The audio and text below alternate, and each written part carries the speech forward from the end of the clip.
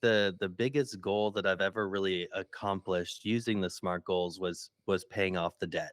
And anybody who's kind of followed my story or read anything that I've just written or discussed before, personal finance is such a big one for me. It like literally changed my life when I was able to accomplish paying off my debt. And it started off with just we want to pay off our debt. We want to pay off our credit cards, our student loans, and our car loans. It kind of just started off with that. But then it was such a big number. I mean, $149,000 is a really big number. And it's just, how the heck are we going to do this? And so using SMART goals, we had the kind of the overall goal of $149,000. We knew that we wanted to pay it off as quickly as possible, but then we had to step back and see, okay, well, what's reasonable? At the time I was making like $60,000 or $70,000. So it was a very uphill battle on that. So we had to kind of get realistic on that. It was very relevant to us because we were tired of paying so much minimum payments every single month. So we set the timeline. We knew it was already relevant, achievable. It didn't feel achievable. So one thing that we did was we kind of broke it up. So goal 1B was pay off $10,000 in the next 6 months, right? And then we would keep kind of doing these little baby steps because we knew those baby steps would kind of get us to the overall one. So that's how we kind of that's how we handled the achievable part of the SMART goal. Obviously measurable. We were able to kind of track, all right, what do we pay off this month or this week? And so we were able to measure it, and it was very specific. So for me, I would say that was probably the best use of the biggest impact on how we use the SMART goals, and the thing that I was most excited to see how the SMART goal system worked for us. Yeah, and that's a great example. And I think that as you were talking about it, you were kind of being very intentional in the way you were kind of setting up maybe that goal. Like it seemed like a huge goal at the beginning, and I think that's something where people struggle a lot is kind of starting and seeing, hey, I want to pay $120,000 in debt. How do I even tackle that? What is my Yeah. first step?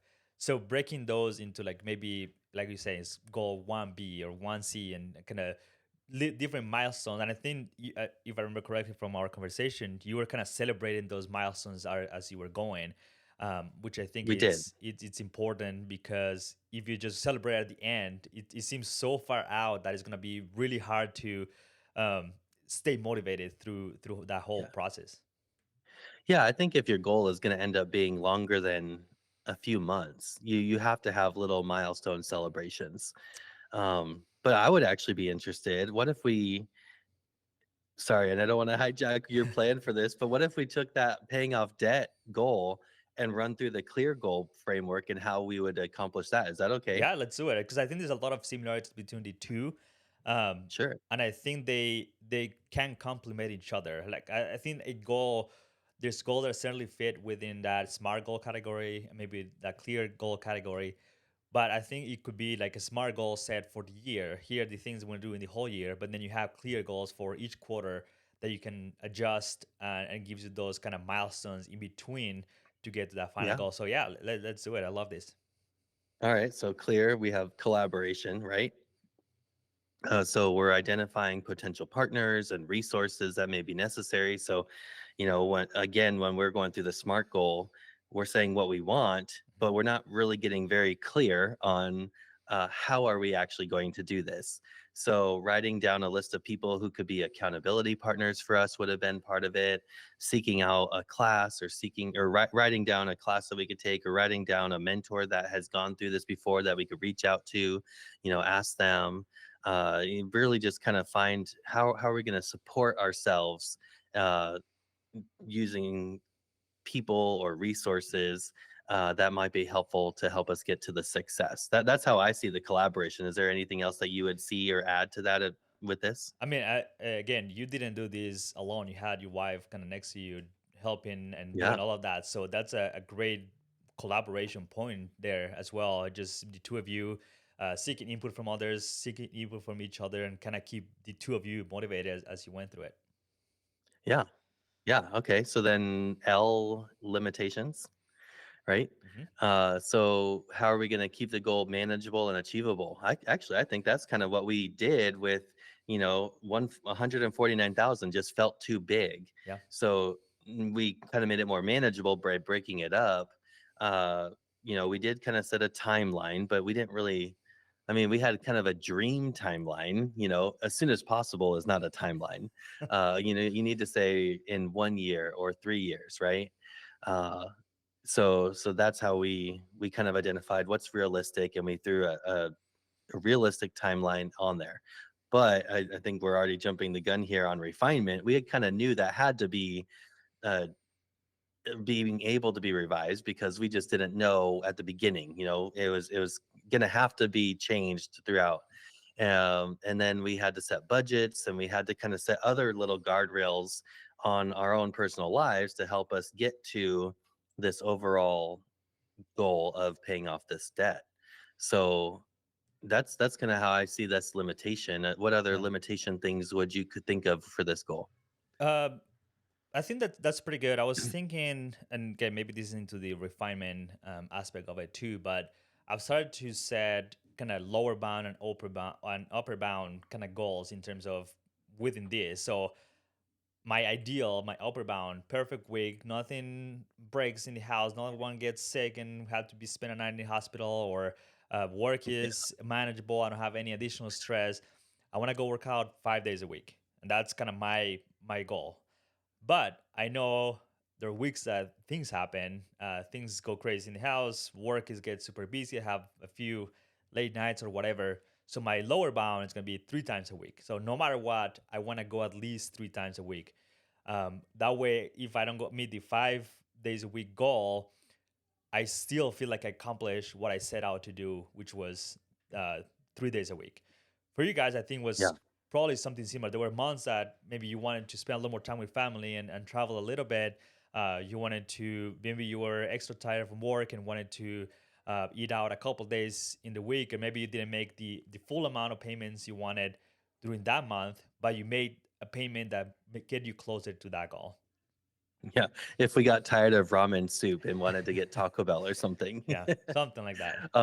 I love the upper bound and lower bound idea. So years ago, this guy named Ever was in my class, and he kind of had a little bit of a difficulty with the setting a number, right? Mhm. Because sometimes it's life happens, life changes, or life gets in the way, or you can't control everything.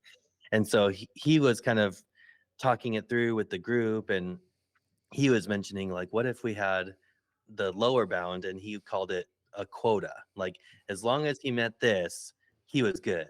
And then if he achieved anything higher than that, that was great. He still was very specific on the upper bound part of it, but he kind of labeled the lower bound as just kind of like the quota, the bare minimum that he needs to sell or do to meet that goal, or to make it feel successful. So I Yeah. love that idea.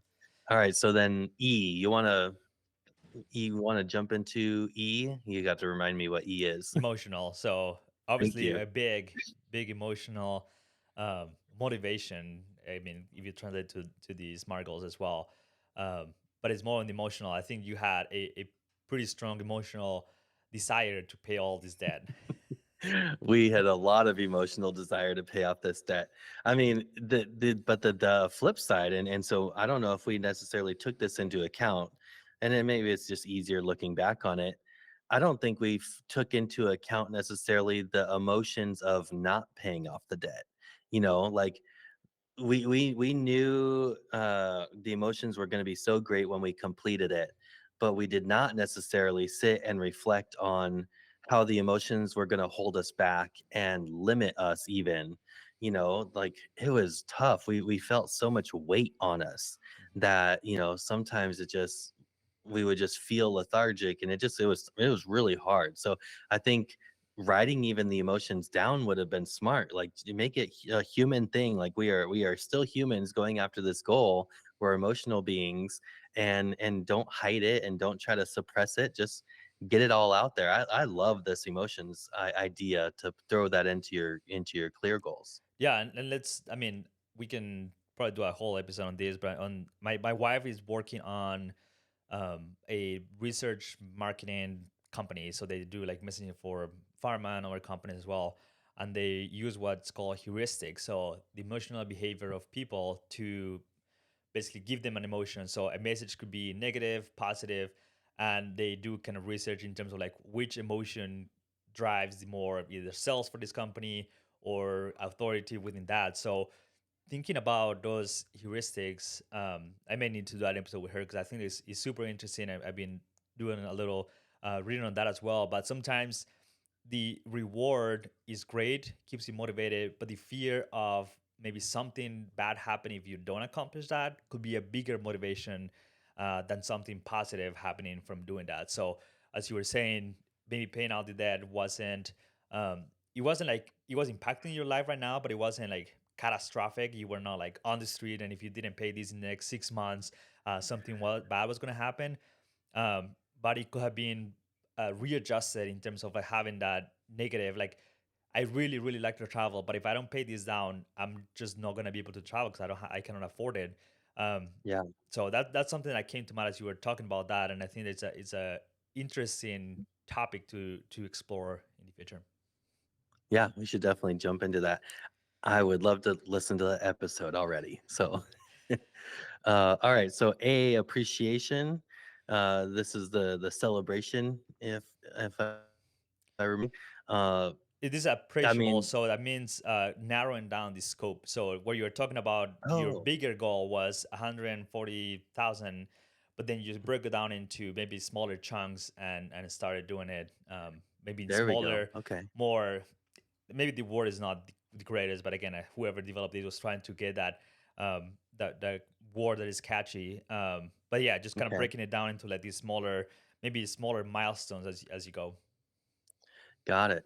Yeah, I think one thing to remember is make sure that the reward is proportionally correct. You know, if we paid off $1,000 of debt and then we go buy a $500 gift, that's not necessarily the thing.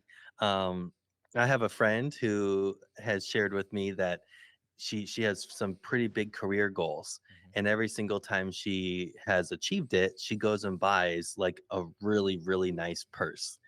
And I thought a really nice purse was like 200-300 bucks, but I think she told me hers was like 3 grand. Yeah. And I thought, hey, you know what? That is awesome. But actually, when we talk about her career achievements, uh, that is totally proportionally correct. Mhm. It's appropriate for the things that the size of goals that she is accomplishing. So that's just something to keep in mind. Yeah, no, that's a great story, and uh, the way I think of it as well is, I mean, you are very financially savvy and love talking about that, but I think that's kind of why I didn't use percentages in terms of when I'm sharing like tips in terms of like, hey, save 10%, because if you say save $10,000 for someone that is making maybe 100 or $150,000 a year, that seems like impossible because that's basically all their money they're making.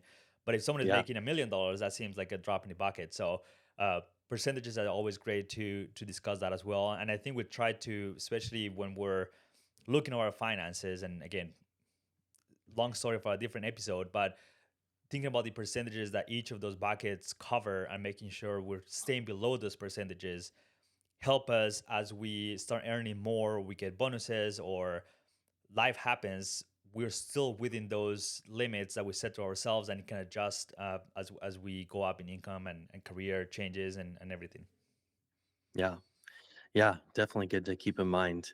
As we've been going through this process of kind of comparing my old SMART goal to this clear goal framework, this refinement really has just been in my mind because I keep thinking how much better this experience of paying off our debt would have gone if I had this refinement piece to it. Mhm. So again, part of our story was we had our first son, Jackson, a couple like 2.5 years into our paying off debt. It took us 3.5 years to do it. Um, and I was so rigid on no, we set that we're going to pay this money off by this date, and I just kept running and working my butt off and working 80-hour weeks and mowing other people's lawns. Like I did not stop. I was so rigid on this goal. And my wife was like, "We just had a baby. We got to refine. We got to make things. We got to just chill for a little bit." But I just kept going. But if I had thought, I mean, it caused a lot of problems, and it took months to even figure out what the problem was because she paused, I kept going, and we were not on the same page. Mhm. So if we had kind of built in some refinement parameters, or identified what are some of these things that are going to come and potentially derail us along the way, and how are we going to handle them together, that would have saved a lot of headache and heartache and everything. So yeah, I think that refinement piece really is very key on this.